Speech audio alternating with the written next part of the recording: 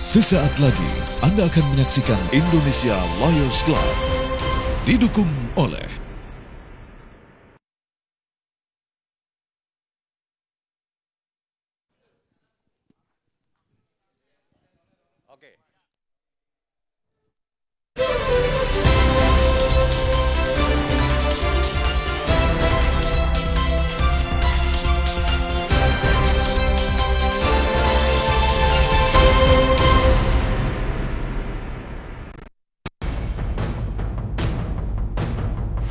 Makanya itu kan audit BPK dan KPK udah pernah minta investigasi, ya kan? Sekarang justru saya pengen tahu KPK mau nanya apa? Orang jelas BPK-nya ngaco begitu kok. Ya silakan saja, kalau ngaco silakan aja diadukan ke pengadilan.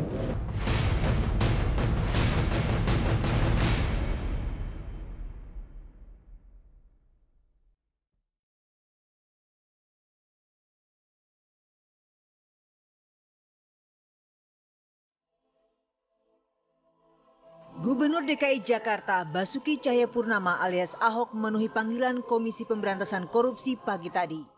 Ahok dimintai keterangan seputar dugaan korupsi pengadaan lahan untuk pembangunan rumah sakit sumber waras. Pada wartawan yang sudah menunggu di gedung KPK, Ahok sempat mengatakan telah membawa dokumen yang persis sama seperti yang dibawa untuk Badan Pemeriksa Keuangan BPK saat melakukan audit investigatif terkait pembelian lahan rumah sakit sumber waras. Makanya itu kan audit BPK dan KPK udah pernah minta investigasi, ya kan?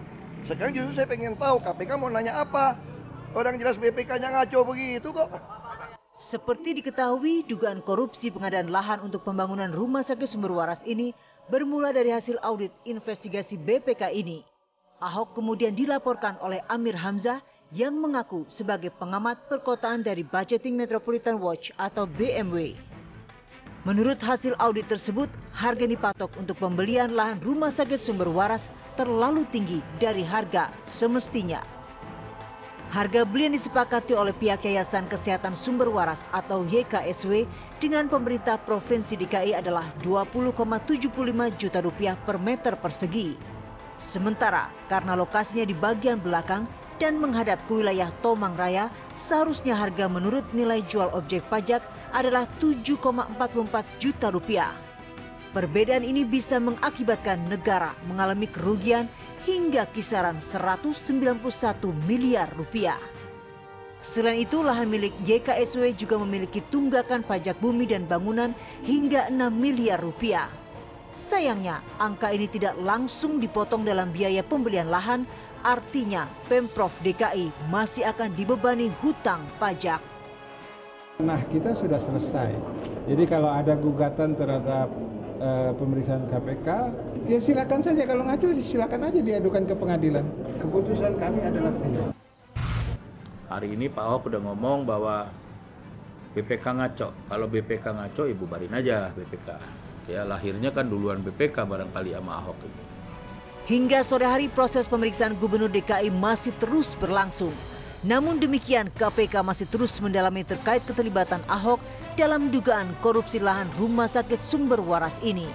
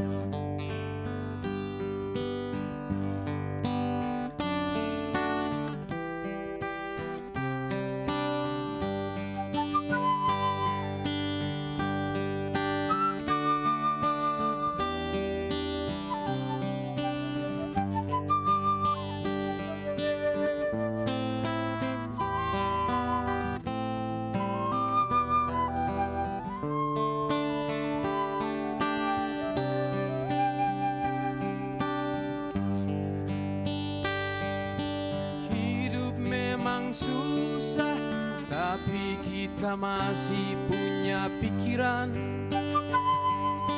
yang mampu membedakan kebenaran dari kebohongan, janji-janji palsu abad ke abad, bertengger tak mau pergi seperti burung pemakan bangkai. Serigala berbulu domba mengintai seperti raja wali. Kata-kata manis hampir di telingamu, mereka menjual mimpi. Penguasa yang lapar, mereka di antara kita, bisa sahabat kita, bisa tetangga kita, bisa juga saudara sendiri. Hati-hati, hati-hatilah, baca semua tanda-tandanya. Hati-hati, hati-hatilah, baca semua tanda-tandanya. Hidup memang susah, tapi kita masih punya pikiran yang mampu membedakan kebenaran dari kebohongan. Janji-janji palsu abad ke abad, bertengger tak mau pergi seperti burung pemakan bangkai. Serigala berbulu domba mengintai seperti raja wali. Kata-kata manis mampir di telingamu, mereka menjual mimpi. Oh penguasa yang lapar, mereka di antara kita, bisa sahabat kita, bisa tetangga kita, bisa juga saudara sendiri. Hati-hati, hati-hatilah, baca semua tanda-tandanya. Hati-hati, hati-hatilah, baca semua tanda-tandanya.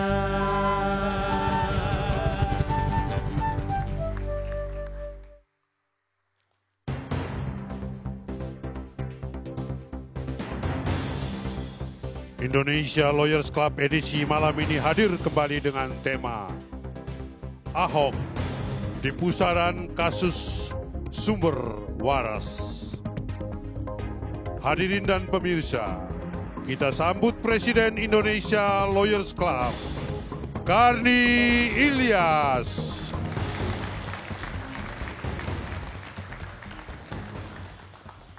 Pemirsa, malam ini kita bertemu kembali dalam acara Indonesia Lawyers Club. Temanya malam ini, Ahok di pusaran kasus sumber waras. Tapi sebelumnya saya minta aplaus dulu untuk rekan saya Ivan Nestorman. Dan kawan-kawan yang malam ini tampil dengan pakaian kampungnya sendiri, pakaian NTT.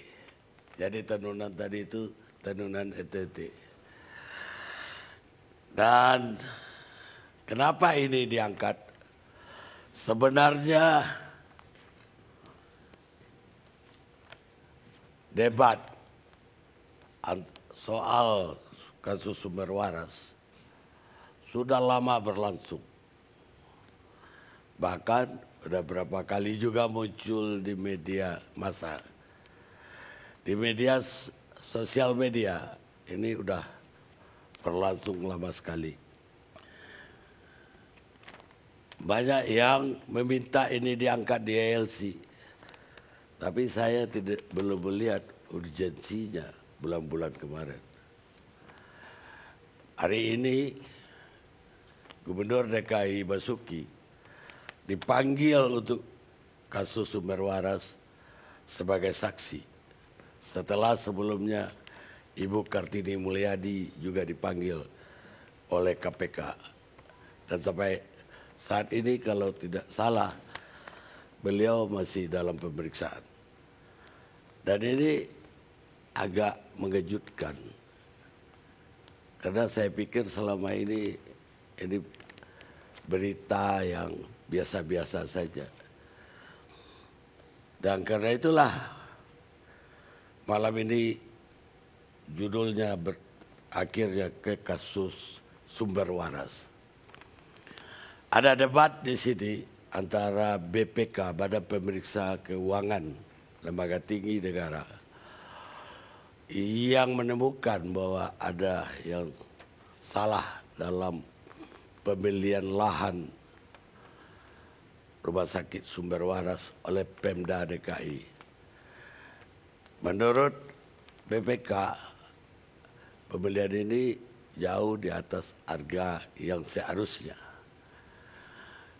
Yang seharusnya sekitar 500 miliar dan ini naik menjadi 800 ketika DKI membelinya. Sementara yang menawar sebelumnya Ciputra berkisar 500 miliar. Dan terjadi juga di sini debatnya bahwa Ciputra menawar setahun sebelumnya, sebelum NJOP naik. Dan DKI membelinya setahun setelah itu NJOP sudah di harga baru. Mana yang benar dari perdebatan tersebut? Dan menurut Gubernur DKI, BPK malah ngaco dengan hitungannya tersebut.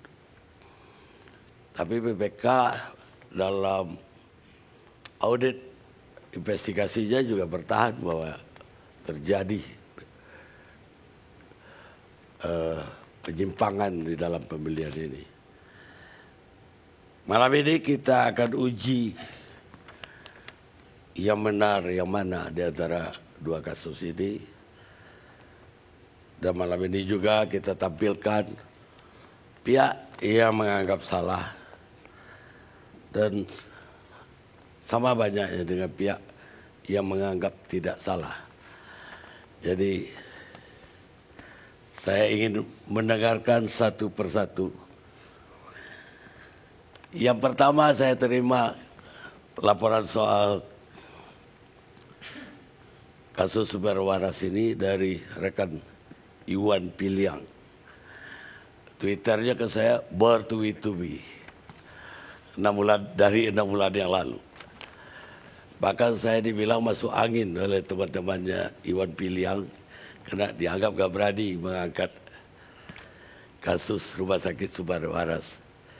Sebenarnya bukan tidak berani, saya ingin proporsional. Jadi kalau udah diperiksa KPK, ada alasan untuk sebuah kasus kita angkat. Dan kebetulan ini menyangkut Gubernur DKI Basuki atau Ahok yang dikenal sebagai gubernur yang bersih, pekerja keras, dan malah keras sekali terhadap orang-orang yang menyimpang atau yang korup. Tidak sedikit kepala dinas copot di tangan dia. Dan memang banyak yang dihasilkan. Minimal kita urusan dengan DKI sekarang lebih gampang. Tapi kenapa ada kasus ini? Saya persilakan Saudara Iwan Piliang.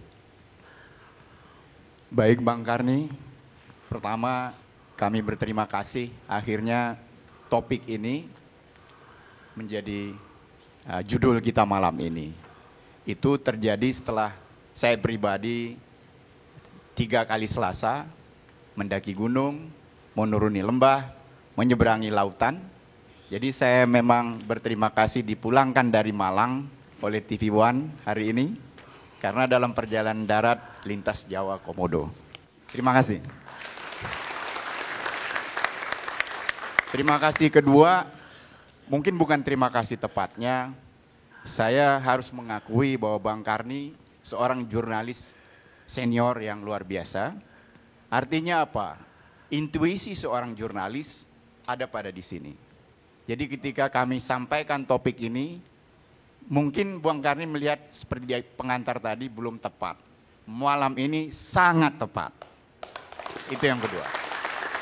Sangat tepat. Saya mulai begini, saya ingin keluar dari dikotomi ras, dikotomi agama, dikotomi pilgub. Saya ingin keluar dari situ. Karena ketika kasus ini kami verifikasi, masih jauh hal demikian. Dan catatan yang paling utama harus kita sadari berbangsa dan bernegara, kita adalah bangsa yang paling toleran di dunia dalam hal beragama. Hal ini tidak harus menjadi landasan ataupun topik yang mengganjal dalam hal kita membahas topik ini. Oleh karenanya saya ingin keluar dari situ karena terkait dekat dengan pilgub. Saya ingin mengambil nama Ahok, mengubahnya menjadi Alim karena ini bahasa lisan. Agar paparan saya bisa ditangkap dengan jernih. Begini, begitu kita mendapat info tentang masalah ini, yang kami lakukan adalah verifikasi. Verifikasi dalam prosedur kerja itu dua. Pertama, dokumen tertulis. Kedua, reportase lapangan atau ke lapangan. Dokumen tertulis yang kami miliki, satu, aspek legal. Bahwa lahan yang dibeli oleh Pemda DKI memiliki dua aspek legal sebetulnya. Satu, yang memiliki sertifikat hak milik dan yang memiliki sertifikat hak guna bangunan. Sertifikat hak milik, kebetulan dalam hal ini ada Ketua Yayasan Pak Parmin, nanti beliau bisa menjelaskan sebagai figur yang memang menjadi ketua Yayasan Chandranaya, Sing Ming Hui dulunya. Nah, alamat yayasan sertifikat ini Kiai Tapa nomor 1. Lalu yang aspek legal kedua itu Tomang Utara. Kedua lahan dipisahkan baik dari legalitas maupun tempat. Tomang Utara tidak ada akses sama sekali ke Kiai Tapa nomor 1. Faktanya demikian. Kami ke lapangan, jauh hari sebelum masalah ini ribut kami sudah ke lapangan. Kita cek berapa NJOP di lapangan.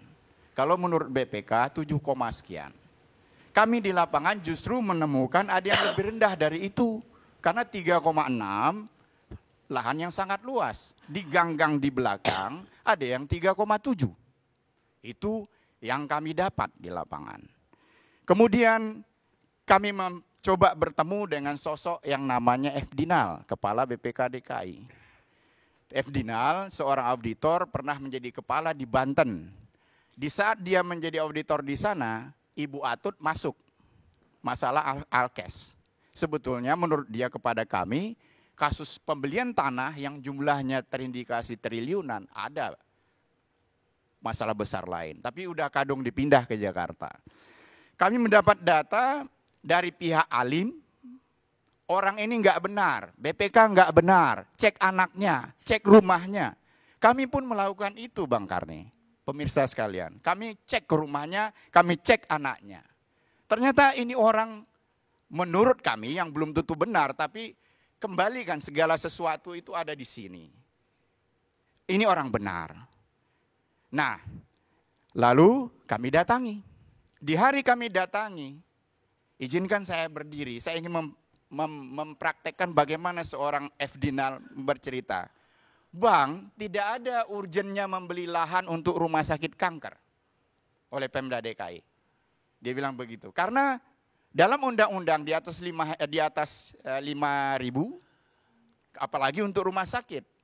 Harus ada keadaan darurat. Tidak ada keadaan darurat umpamanya 100.000 orang kena kudis di DKI, harus bikin penampungan rumah sakit kudis gitu kan ya. Nah, kanker itu ada stadium 1, stadium 2, stadium 3, stadium 4. Bang, itu bang, di balik jendela dia tunjukkan ke saya, 2 hektar lahan nganggur Pemda DKI. Kalau ada 800 miliar, berarti bisa mengalahkan, anggap aja lah Hotel Said di Jalan Sudirman di Jakarta, ukuran rumah sakit itu. Oke. Saya kala itu sempat terdiam, benar juga begitu ya. Lalu kita cek dokumen. Jadi tadi saya sudah mengirim charts yang kami buat, itu juga kami paparkan Komisi 3 DPR, sudah lengkap siklus awal pembelian sampai akhir, di mana persoalannya. Jadi ini tidak ada kaitan mau Lipeng, mau Ahok, enggak. Saya Alim lah, atau Muhammad Siddiq lah sekalipun, boleh juga. Artinya ya, kalaupun namanya itu Basuki aja, Basuki. Ya, Basuki, oke. Ya bingung orang. Ya, biar bingung. Ya, oke. Setuju, Bang. Saya kembali, kita cek dokumen. Penaruhan pertama itu dilakukan oleh Bapak Ian Darmadi sebagai ketua. Sebelum beliau diangkat oleh One Team Press. Kemudian diubah kembali, tapi penawaran tetap sama dengan NJOP 20,755 juta per meter. Iya kan? Penawaran pertama 17 Juli, disposisi Ahok 18 Juli untuk dibeli.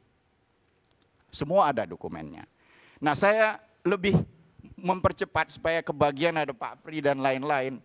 Proses pada Desember saja. 16 Desember. Ada surat 2 dilayangkan oleh Kepala Dinas Kesehatan DKI. 1. Undangan untuk melakukan pengikatan perjanjian pada 17 Desember. 2. Surat kepada Kepala Dinas Pajak DKI, Saudara Iwan Setiawan. Bunyinya adalah meminta keterangan tentang NJOP. Jadi kalau dikatakan NJOP-nya bla bla bla bla bla, ya pemerintah atau kementerian yang mengatur, dokumen yang kami verifikasi 16 Desember permintaan resmi akan NJOP tersebut. Saudara Iwan Setiawan mungkin ada unsur kenyengajaan, dugaan saya, memperlambat jawaban, dia jawab tanggal 29 Desember. Jawaban itu sangat mengagetkan, hutang PBB selama 8 tahun 6, sekian miliar. Oke? Nah, tapi 17 terjadi pengikatan jual beli. Itu satu. Kedua, saya percepat lagi. Saya ingin nanti ini mengemuka, ada tanya jawab apa, bantahan dan lain-lain, abang bisa lempar ke saya lagi. Saya ingin maju lagi. Ini kalau mau canggih Bang, yang namanya data digital tidak bisa dibohongi. Semua surat menyurat bisa di forensik analis, di forensik digital analis. Biarpun kita delete, yang namanya delete itu memang hilang, tapi ada 32 bit yang namanya angka dan huruf di belakang setiap A, B yang kita ketik. Basuki misalnya, ada 32 B di belakang B, 32 angka dan huruf di belakang A dan seterusnya. Semua bisa di-trace. Saya ingin mengatakan begini, kami juga mendapatkan data terindikasi pemindah bukuan uang dari Bank DKI kepada rekening Kartini Mulyadi dilakukan pada 31 Desember pada pukul 19.40. Jika saja kami ingin menyampaikan kepada publik, jika saja kami publik, tim independen yang bersertifikat diizinkan memforensik digital, kami bisa melakukan. Sebab kalaupun tidak diizinkan, kami lakukan, itu namanya ilegal. Dan saya yakinkan publik, yang namanya server bank nggak akan mungkin dirusak. Jadi data pasti akurat. Dan di sini juga hadir tadi saya sebelum pembukaan, bicara dengan Pak Zul yang dulu di KPK, saya sengaja khusus bertanya, bagaimana posisi masalah ini zaman Pak Zul? Karena saya udah teriak juga waktu itu dari zaman mereka. Pak Zul bilang ongoing, terus alhamdulillah berarti dugaan kami selama ini terutama di komunitas sosial media, KPK ini pahpoh, masuk angin kayak saya bilang ke abang itu. Ternyata kan tidak gitu. Kita terlalu seudon curiga. Ternyata hari ini memang perlu proses. Proses itu panjang gitu. Nah, 31 Desember pemindah bukuan, saya ingin bertanya ke Bapak, Ibu, hadirin, pemirsa, apa itu wajar? Apa itu sah? Kalau urusan pidana ada KPK, ada orang hukum, tapi urusan kami, saya khususnya, melakukan verifikasi yang sangat-sangat aneh bin ajaib terjadi di dalam eksekusi pembelian tanah rumah sakit Sumber Waras. Demikian sementara Bang, sebagai pengantar. Kita rehat dulu sementara.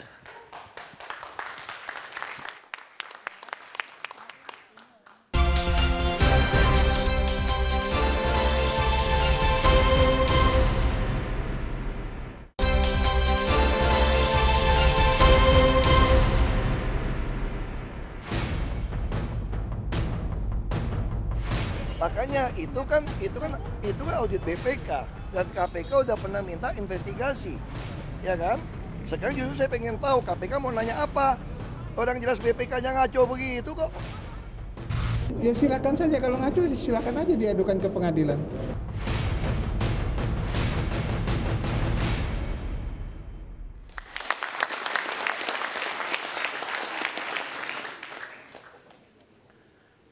Pemirsa, kita lanjutkan diskusi kita. Sekarang saya mau ke Pak Iwayan Suparmin, Ketua Perhimpunan Sosial Chandranaya. Katanya ini tanah awalnya milik Chandranaya. Betul.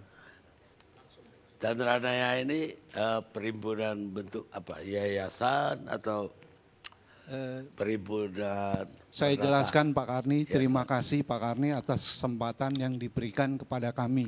Sehingga kami berkeinginan untuk memperjelaskan permasalahan ini yang sebenarnya, tidak lain agar supaya masyarakat semua mengerti duduk permasalahan semula. Pak Karni, kami dari Perhimpunan Sosial Chandranaya atau dulu bernama Sin Ming Hui. Perhimpunan ini didirikan tanggal 26 Januari 1946, 7 bulan setelah kemerdekaan, dari Kengpo, Singpo mendirikan dan beberapa orang mendirikan suatu perkumpulan. Perkumpulan kami nasionalis, tidak mengenal dari yang dulu katakan bahwa itu Kong Chang Tang, Koming Tang dan sebagainya. Itu Pak Karni. Kami sebagai perhimpunan sosial ini bergeraknya di bidang sosial, kemudian bidang kesehatan adalah cikal bakal daripada rumah sakit Sumber Waras. Sedangkan pendidikan kami juga pendiri dari Universitas Tarumanagara. Terima kasih. Kemudian kami juga memiliki rumah yatim piatu di Bogor. Semuanya hilang Pak Karni. Kenapa hilang? Tarumanagara berdiri sendiri yayasan. Kemudian Sumber Waras berdiri sendiri sampai sekarang suatu yayasan. Demikian juga yatim piatu. Tapi kami tetap eksis, masih berkecimpung di bidang pendidikan di Jembatan Besi 2 nomor 26 Jakarta. Ini kami adalah sekolah kami tidak lain untuk kepentingan umum, tidak bisa mahal-mahal uang sekolahnya. Kami mempunyai SMF, Sekolah Menengah Farmasi, yang bisa dicek seluruh Indonesia. Dahulu sampai sekarang mungkin yang terbaik, walaupun murah. Dan tidak heran kalau Pak Karni ke sana, murid-muridnya juga banyak yang berjilbab. Tapi kembali lagi pada permasalahan ini. Saya Chandranaya adalah pendiri dari Rumah Sakit Sumber Waras, di mana dilakukan tahun 46. Awal pertama didirikan itu karena untuk menampung orang-orang miskin dan waktu saat itu peralihan dari PMI Belanda kepada Indonesia. Jadi kita adalah rumah sakit waktu itu yang terbaik. Tapi setelah itu berjalan, tahu sendiri sampai sekarang kita tidak bisa masuk pada koridor Rumah Sakit Sumber Waras. Karena mereka maunya hanya sekelompok orang-orang yang mau mendirikan nanti mungkin rumah sakit yang mahal di sini. Enggak, beralihnya ya. Aset ini ke Yayasan Sumber Waras bagaimana ceritanya? Beralihnya kalau dulu Rumah Sakit Sumber Waras menjadi pengurusnya pun mesti disetujui oleh Perhimpunan Sosial Chandranaya atau Siminghui. Tapi oleh pengurus Sumber Waras dirubah kemudian menjadi berdiri sendiri sampai sekarang. Kami tidak ada permasalahan dengan Pak Gubernur, atau kami tidak pro dan kontra dengan gubernur. Tapi di sini kami melihat bahwa tanah sebelah kiri ini hak yang tadi Pak Piliang katakan bahwa hak milik 3,6 hektar atas nama Sin Minghui masih ada. Kemudian itulah saya diamanahkan oleh pendiri sampai sekarang tetap bertahan agar ini tidak bisa diambil alih atau dijual kepada pihak manapun. Karena tanah ini yang dijual ke DKI? Ini Pak. Oh ini. 3,6 dijual oleh DKI. Sebelumnya pun kita milik 1,5 hektar dijual Yayasan Kesehatan Sumber Waras kepada Tomang Plaza. Ini sudah dijual juga. Kemudian kepada DKI dijual 3,6 hektar. Dalam hal ini berbarengan saya mendapatkan suatu atau Chandranaya mendapatkan suatu musibah. Di mana musibah tersebut terjadinya jual beli Desember 17 tahun 2014. Saya tahun 2015 dikriminalisasikan oleh Yayasan Kesehatan Sumber Waras yang dilaporkan oleh Kartini Mulyadi. Kemudian saya P21 tahun 2015 30 Juni saya masuk penjara di Salemba. Kemudian Pak, baik, dalam, Bapak masuk ya, Juni 2015. 2015. Ya. Tuduhannya apa? Tuduhan Bapak penggelapan. Yang mana? Yang tanah 3,2 ini katanya penggelapan. Dan ini sudah diproses dalam pengadilan. Kemudian pengadilan pertama saya dikenakan 1,5 tahun. Kemudian pengadilan tinggi saya dibebaskan. Sekarang proses masih kasasi. Di sini Pak, kalau kita katakan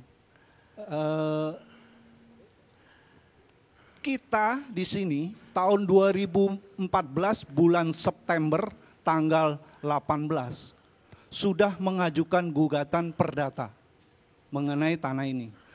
Tapi berikut itu bulan Desember pula tanggal 17 kalau nggak salah sudah dijual kepada Pemda. Yang artinya ya Bapak selaku orang hukum mengetahui tanah yang sudah disengketakan dijual kepada pihak ketiga. Itu DKI? Ya. Tapi ini Pak yang ini tanah kosong sekarang atau tanah? Tanah ini Pak memang dulu pendiri menentukan 2 sertifikat ini karena hak guna bangunan itu kan cuman bisa PT Pak dibuatkan. Otomatis di sini hak guna bangunan, di sini hak milik tetap karena Perhimpunan Sosial Sin Minghui. Saya ada datanya Pak asli ini ya sertifikatnya. Kemudian ini di 2 tempat ini supaya pendiri menyatakan kamu nanti jangan ini tetap mesti akur-akuran. Sehingga dibuat 2 sertifikat ini pada letak rumah sakit Sumber Waras.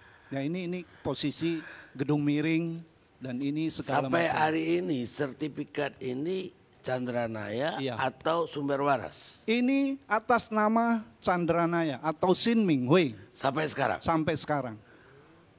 Bagaimana bisa yayasan jual? Begini Pak, yang dijual adalah 3,6 kepada Pemda yang hak guna bangunan. Oke, 3,6 ini udah sertifikat yayasan? Iya, sudah. Udah pindah Sudah yayasan? pindah. Tapi Bapak dituduh menggelapkan yang ini? Iya, ini mestinya dikembalikan kepada Sumber Waras. Yang waktu itu katanya ada penghibahan tahun 70. Penghibahan itu dilakukan Patmo Sumasto selaku ketua Sin Ming Hui atau Chandranaya menghibahkan Patmo Sumasto selaku ketua Sumber Waras. Dan itu dilakukan akte notarisnya yaitu Joyo Mulyadi.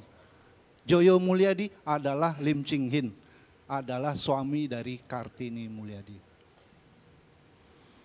Patmo ada hubungan kerabat juga dengan Ibu Kartini? Tidak ada, Tidak Patmo Raden Pak. Jadi yang Bapak dituduh yang ini? Iya Pak. Yang ini tanah kosong dong?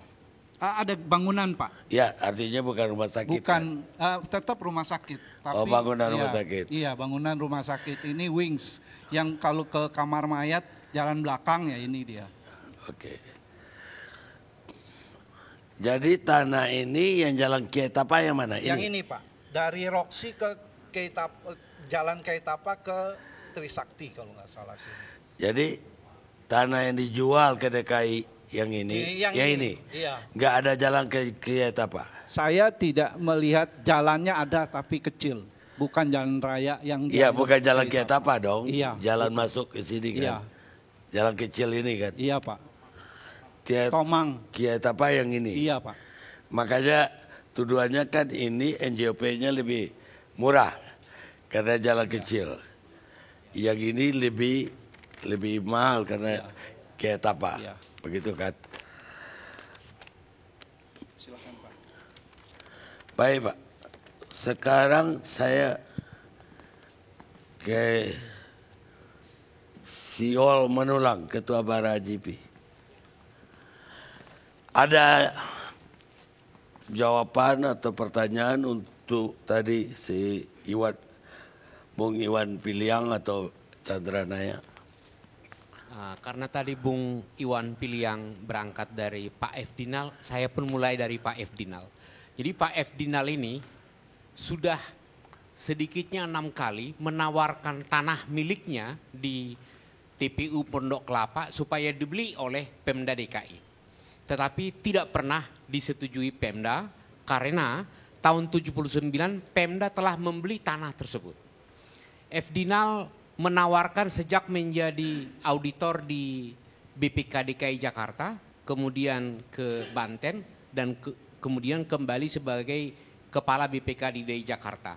Majalah Tempo telah memuat surat-surat F. Dinal. Jadi ini bukan isu, bukan apa gitu. Dan setahu saya tidak ada tuntutan terhadap majalah Tempo karena telah membocorkan surat itu. Kemudian setelah audit, F. Dinal datang menemui 3 pejabat tinggi DKI, salah satunya adalah Pak Lasro Marbun, kemudian Sekda. Di situ Pak F. Dinal mengatakan, lagi-lagi menawarkan supaya tanahnya dibeli oleh Pemda DKI. Apabila tidak, maka audit Sumber Waras akan diungkap ke publik. Hal itu disampaikan kepada Ahok, jawaban Ahok, tidak. Menurut data kita sudah beli tanah itu dan kalau F. Dinal mau buka silahkan buka. Itulah yang kemudian mengemuka ini soal Sumber Waras ini. Pada pokoknya kan tahun 2013 ketika ditawarkan kepada Ciputra dengan NJOP 15,5 juta harganya adalah 564 miliar. Tetapi tahun 2014 ketika NJOP sudah naik 80%, NJOP-nya menjadi 20,7 dan harga menjadi 755. Berarti ada perbedaan 191,3 miliar.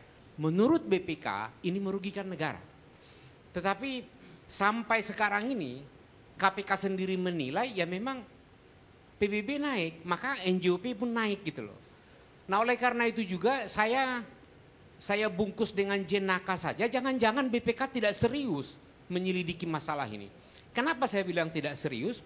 BPK ngotot menggunakan Perpres tahun 2012 bahwa pembelian tanah harus melalui lelang, kemudian bikin tim segala macam. Padahal sudah ada Kepres tahun 2014 yang mengatakan untuk tanah di bawah 5 hektar bisa langsung instansi itu membeli. Tetapi kenapa? Bukan ini yang diangkat oleh BPK. Kenapa aturan yang tidak berlaku dikemukakan? Jadi saya menilai jangan-jangan ini BPK nggak serius gitu loh.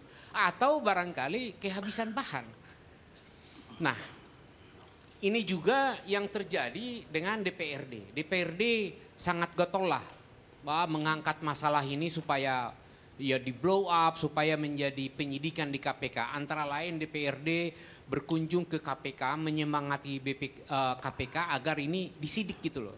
Nah cuman yang agak heran kenapa DPRD tidak ke Mabes Polri. Karena di sana disidik juga soal UPS gitu loh. Jadi agak berbeda nih Pak Karni. Ke KPK pergi karena ada Ahok, lalu ke Mabes Polri tidak. Karena ada kawan-kawannya. Jadi bukan equal treatment. Jadi pilih kasih lah. Lalu. Jadi maksud Pak Siol itu tadi BPK yang mengaudit punya motif pribadi. Karena mau jual tanahnya sendiri. Telah ditawarkan pada faktanya 6 kali ditawarkan dan sebagian suratnya sudah dimuat oleh majalah Tempo. Dan kalau DPR motifnya apa kalau gitu? Ya DPR barangkali salah satunya supaya Ahok jangan gubernur lagi. Salah satunya. Udah lama kok ini masalah. Nah kemudian banyak yang berargumentasi, beropini, kan menurut BPK kan sudah bermasalah gitu loh. Maka harus menjadi penyidikan. Ini saya pikir sangat terjadi pertentangan etis, manakala BPK memberikan opini wajar tanpa pengecualian, tetapi ternyata ada korupsi, ini bagaimana? Kita ambil contoh Sumatera Utara, kemudian Provinsi Riau, itu semua dapat WTP Pak, dari BPK, tapi kok banyak korupsi? Ini apakah auditor juga otomatis menjadi tersangka? Sehingga jangan lagi kita pernah ngotot karena BPK sudah mengatakan ada penyelewengan, maka ini harus disidik otomatis oleh KPK. Kita balik, kalau BPK mengatakan wajar tanpa pengecualian tetapi ada korupsi di KPK, ini bagaimana? Rakyat bisa bingung ini. Jadi oleh karena itu barangkali kepada BPK dan kepada DPRD, kalau mau serang Ahok silahkan saja. Tapi carilah pukulan yang kena. Jangan mukul-mukul tapi nggak kena pukulan Pak. Itu kan kalau petinju itu kan hanya ke udara dia malah cepat-cepat. Bapak belum jawab Chandra Naya tadi. Ini tanah menurut dia dalam sengketa. Kok bisa DKI beli?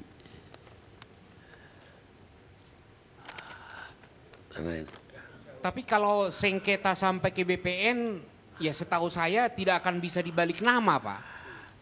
Ya, nah, apapun kan dokumen legalnya mengatakan bahwa itu tanah milik Yayasan Sumber Waras. Jadi tidak ada salah pembeli. Kalaupun ada yang bermasalah adalah antara Yayasan Sumber Waras dengan perkumpulan. Katanya sertifikatnya masih atas nama Chandra Naya. Oh bukan Pak? Pak saya perjelas ya Pak Kardi. Bahwa yang disebut sertifikat atas nama Chandra Naya adalah yang 3,2 hektar. Kemudian tidak dijual kepada Pemda. Sedangkan yang dijual kepada Pemda adalah 3,6 hektar. Kemudian Pak Karli, ini begini maksud saya yang dalam sengketa itu begini. Jadi yang 36 yang dijual ke Pemda ini udah Yayasan Sumber Waras punya. Cuman Pak Karli, sekali lagi cuman waktu saat jual beli oleh Pemda Yayasan Kesehatan Sumber Waras kepada Pemda, yaitu tanggal 17 yang sebagaimana tadi Bapak-Bapak katakan, 17 Desember 2014, kami dari Chandra Naya sudah mengajukan gugatan di mana gugatan itu tanggal 18 November 2014, di mana gugatan itu adalah pembatalan hibah yang dilakukan oleh dulu kami. Jadi mungkin gini Pak Kardi, waktu itu dalam hal pemberian jalan oleh YKSW harusnya kan itu nggak bisa terjadi karena di dalam hal masih tanah sengketa dengan Chandranaya. Itu maksudnya, diperjelas ya Pak. Baik, lebih jelas. Anda ada keberatan? Baik, saya ingin memberi klarifikasi begini. Ketika hal ini mengemuka ke media, soal Pak Efdinal menawarkan tanah, kami pertanyakan, kita cek juga ke lapangan. Apa yang kami dapat, yang bersangkutan persis kayak saya hari-hari Bang, selalu ada orang datang karena 50% waktu untuk sosial, minta bantuan. Tahun 94 sebagai auditor, kala itu dia belum siapa-siapa, hanya auditor staff.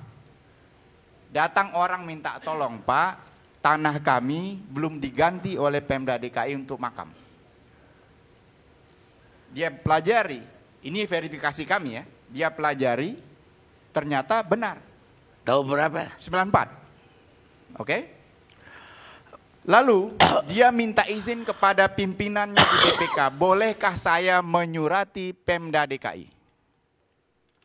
Karena begini. Sama dengan hari-hari sekarang. Banyak orang datang ke rumah. Kita kan begini Bang, yang kita kedepankan ini. Gitu. Dia lakukan, karena diizinkan oleh pimpinan. Oke? Saya terus terang memohon kepada saudara Efdinal datang malam ini. Berkali-kali, bukti dari berbalas SMS ada. Tapi dilarang oleh pimpinannya. BPK. Dilarang. Saya bilang, korbankan jabatan Anda. Karena Anda kepada saya mengaku difitnah, nggak mampu bayar lawyer, saya bilang ada kok lawyer yang mau. Karena media yang mainstream sangat menurut saya sudah keluar pakem. Gitu. Sampai-sampai di Twitter, abang juga baca, saya katakan dengan sangat berlebih, mungkin saya salah, jurnalisme di Indonesia sudah mati. Kenapa? Saya bekerja di grup Tempo, alma mater saya, sama kita. Tapi cara penyajian Tempo menurut saya, kurang rendah hati, melakukan verifikasi dengan kerendahan hati. Baik, pemirsa, kami memang mengundang BPK sampai sore ini. Tapi semua anggota BPK menolak untuk hadir.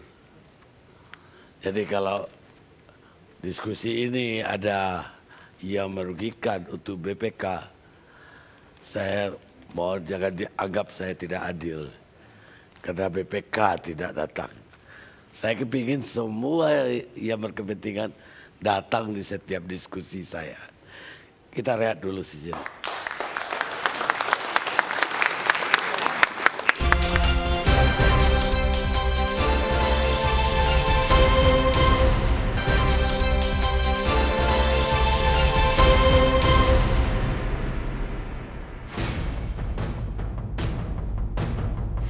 Makanya itu kan audit BPK dan KPK udah pernah minta investigasi, ya kan? Sekarang justru saya pengen tahu KPK mau nanya apa? Orang jelas BPK-nya ngaco begitu kok. Ya silakan saja, kalau ngaco silakan aja diadukan ke pengadilan.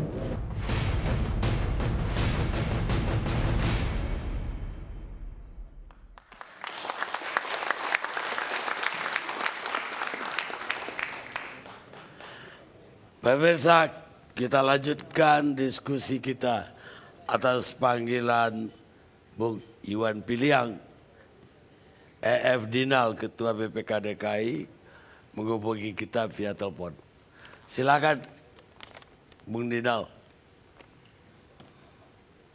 Apa tanggapan Anda atas argumen dari Sihol Manulang tadi?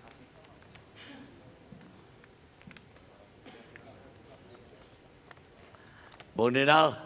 Ya, Halo, Assalamualaikum warahmatullahi wabarakatuh. Dengar suara saya. Halo, Bang Karni. Halo, Bang Karni. Ya, apa tanggapan Anda? Iya. Ya, terima kasih. Saya bisa dihubungi terkait dengan perkembangan kasus sumber waras ini. Terkait dengan apa yang disampaikan oleh pembicara terakhir tadi, bahwa saya dikatakan menawarkan tanah atau ada deal atau apa dengan Pak Lasro, Pak Sekda, Pak Gubernur, itu sama sekali tidak benar. Itu fitnah. Yang benar apa? Ya. Jadi sebenarnya apa yang disampaikan Bang Piliang tadi, itu yang saya sampaikan kenyataannya. Jadi pada saat tahun, mungkin pasnya sekitar tahun 2000-an, waktu itu saya masih staf di kantor pusat. Saya didatangi oleh warga penduduk Betawi, 3 orang yang miskin. Jadi salah seorang di antara mereka adalah buta huruf. Jadi dalam perkembangannya itu mereka sudah 5 tahun mengurus tanah-tanah mereka yang pada saat itu telah diuruk oleh Dinas Pemakaman, tapi belum diganti rugi. Nah, pada saat itu seharusnya itu ada pihak lain yang mengurus ini, tapi karena saya tidak tahu kenapa, pada 5 tahun kemudian, di tepatnya sekitar 2004, ya, mereka ketemu dengan saya, mungkin atas izin Allah, dan mereka menyerahkan dokumen-dokumen itu kepada saya. Nah, mereka juga mungkin dapat informasi bahwa permasalahan tanah di DKI ini cukup rumit. Nah, pada saat itu saya melihat dokumen-dokumen mereka sah secara hukum. Jadi di situ ada giris mereka, kemudian PBB dibayar, surat lengkap dari BPN, kemudian juga dari kelurahan juga lengkap, dari RT RW lengkap, tapi dikatakan seolah-olah tanah itu sudah dibebaskan oleh Pemprov DKI, khususnya Dinas Pemakaman. Nah, pada saat itu dengan tulus mereka menyerahkan dokumen-dokumen itu kepada saya. Dan biasanya kita yang tentunya orang yang punya agama, orang yang susah, dan kita paham akan ada kezaliman di situ, wajib bagi kita untuk menolong itu. Nah, pada situ saya katakan, saya tidak punya apa-apa, tapi masyarakat ini menyerahkan seluruhnya kepada saya. Bahkan sekarang 1 orang diantaranya sudah meninggal dunia. Kurang lebih dalam perjalanan itu, saya jadi staf biasa, saya komunikasikan dengan teman-teman di internal BPK, saya sampaikan ini ada orang terzalimi, tolong dibantu. Bukan dibantu transaksi jual beli, tapi tolong dicek kebenarannya, apakah tanah ini milik masyarakat atau sudah dibebaskan. Nah, singkat cerita itu pada tahun 2014, atas izin Allah, saya tuh jadi kepala perwakilan DKI. Nah, tidak ada hubungannya dengan tanah-tanah ini. Nah, pada saat teman-teman melakukan pemeriksaan, itu secara rutin, terprogram, ini termasuk yang diperiksa oleh teman-teman. Makanya saya minta teman-teman tim ya untuk mencoba secara profesional sesuai dengan ketentuan yang berlaku. Nah, disitulah ketahuan bahwa tanah yang dikatakan telah dibebaskan oleh Pemprov DKI itu adalah tanah di tempat lain, lokasi lain, dirik lain, luas lain, pemilikan lain. Tidak ada hubungannya tanah milik 3 orang ini, 4 lokasi.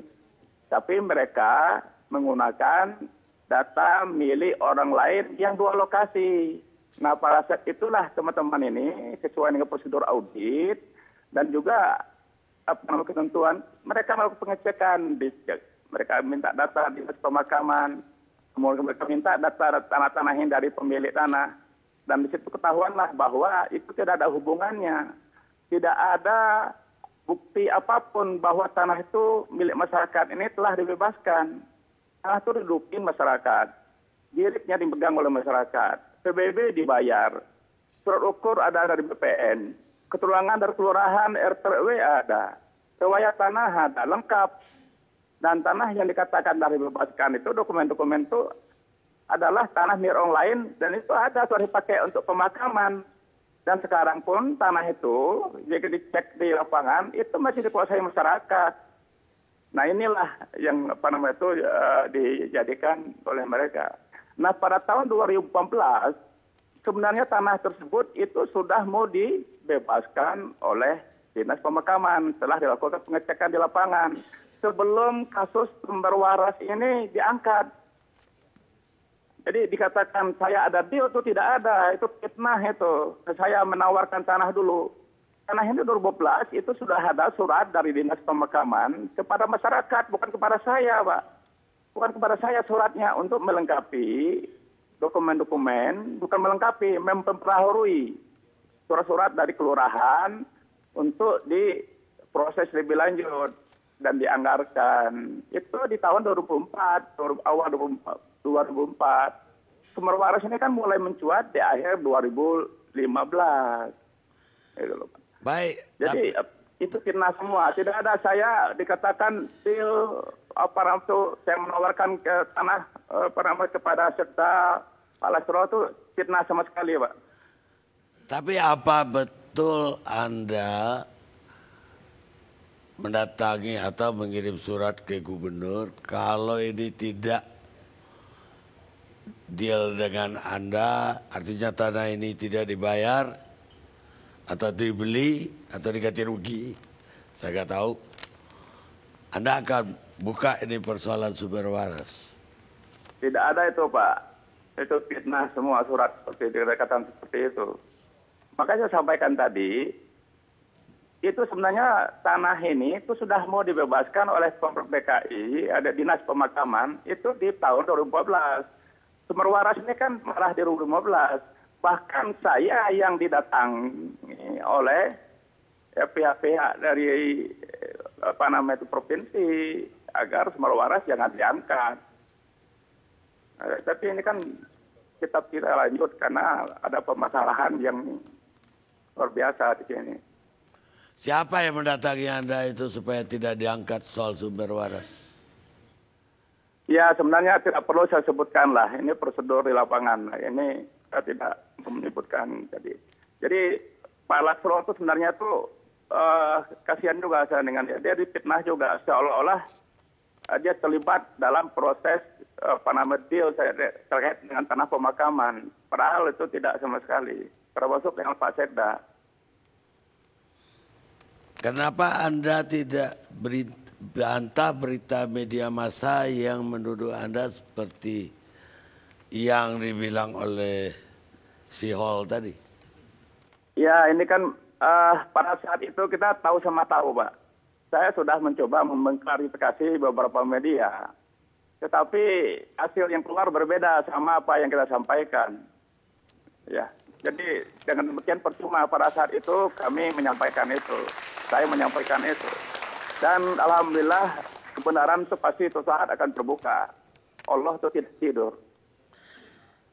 Baik, Pak Dinal. Terima kasih. Ya, Pak. Terima kasih Bang Karni. Salam untuk semuanya. Assalamualaikum warahmatullahi wabarakatuh. Pak Sulaiman Ekal. Silakan Pak Sulaiman Ekal menanggapi. Pak Sulaiman Ekal ini Sekjen Basuki TP Mania, ya. Basuki Cahaya Purnama Mania, Batman. Basuki Cahaya Purnama Mania. Batman juga ya? Batman. Silakan. Jadi selamat malam. Assalamualaikum warahmatullahi wabarakatuh. Salam sejahtera kepada para penggemar Batman di tanah air. Saya mungkin melihat dari sisi lain, Bang Karni. Ini ada orang baik ya, ada orang baik, kinerjanya bagus, dan sudah mampu membuat good governance lah di DKI. Tadi Bang Karni kan juga ngomong bahwa pelayanan sekarang sudah sangat jauh, sudah sangat baik oleh pemerintah DKI. Nah, kita berharap orang-orang seperti Ahok ini ada banyak di setiap daerah.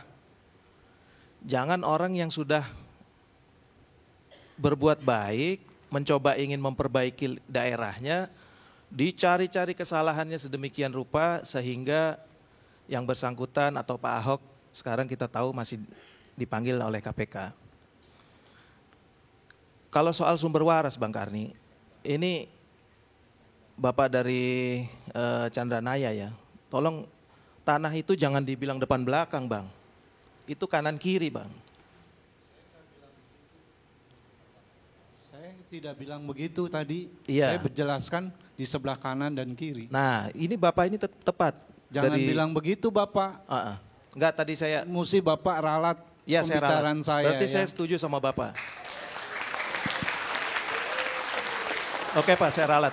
Jadi selama ini dikesankan seolah-olah yang dibeli oleh Pemda DKI itu di belakang, padahal itu sebelahan. Sehingga dikatakan bahwa itu NJOP-nya tomang segala macam lah. Padahal ini kan kita, bolehlah kita semua bikin investigasi, private investigation nggak apa-apa lah itu, sebagai warga negara yang baik. Tapi kan kita kembali kepada bukti-bukti yang ada. Surat sertifikat 2878 itu menetapkan di Kiai Tapa. NJOP ditetapkan oleh Departemen Keuangan melalui kantor pajak, itu Kiai Tapa tanah itu. Loh kita kok ngotot bahwa ini tomang gitu. Udahlah, kita semua dukung KPK lah untuk menegakkan memberantas korupsi. Tolong di daerah-daerah lain, kepala-kepala daerah lain yang terus terang juga masih jaringan dari mafia, kemudian oligarki lama, itu tolong difokuskan lah. Ini kelihatannya kok Pak Ahok ini selalu jadi sumber, selalu jadi target utama. Tapi begini, tadi Anda bilang kiri dan kanan, saya benar saja mencari. Benar yang Anda bilang bahwa ini kiri kanan, bukan muka belakang. Bukan depan belakang. Karena mukanya ke sini kan, ini jalan Kiai Tapa. Kiai Tapa. Tapi kalau Anda bilang bahwa ini masih Kiai Tapa, ini Tomang Utara di sini. Artinya yang dijual ke DKI ini yang jalan kecil namanya Tomang Utara 1. Iya. Bukan jalan Kiai Tapa. Ini kalau di sini. Enggak. Iya oke lah, oke. Itu peta saya juga punya. Yeah. Saya juga punya petanya. Tapi di handphone, nggak dicetak. Tapi faktur yang ditandatangani oleh Kepala Unit Pelayanan Pajak Daerah Grogol, Pak Satrio Banyuaji, itu posisi tanah disebutkan di Jalan Kiai Tapa. Dan NJOP. Anda pernah ke sana? Ya. Pernah ke situ? Ada. Anda pernah ke situ? Ke jalan itu? Apanya? Ada ini. Anda pernah ke lokasi nggak? Saya pernah, gini Bang, kemarin itu, enggak saya ada di lokasi. Iya. Saya di lokasi. Enggak, yang lain diam. Enggak, saya gini Bang, kenapa sih harus di Kiai Tapa? Belum lama itu ada 2 sahabat saya, aktivis 98 juga, itu meninggal karena cancer Bang. Ini agak, kenapa urgensinya di situ?